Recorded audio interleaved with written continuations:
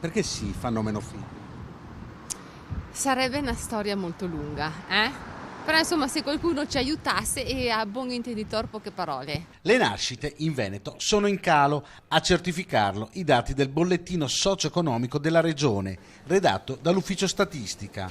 È il nono anno consecutivo. Nel 2017 i nuovi nati sono stati 36.596.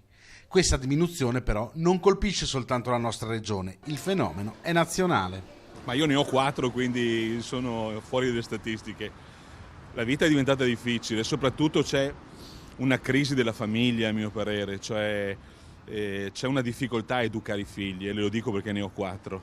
Però io non perdo mai la speranza, secondo me bisogna guardare sempre in positivo. I figli sono una ricchezza e la provvidenza ci aiuta.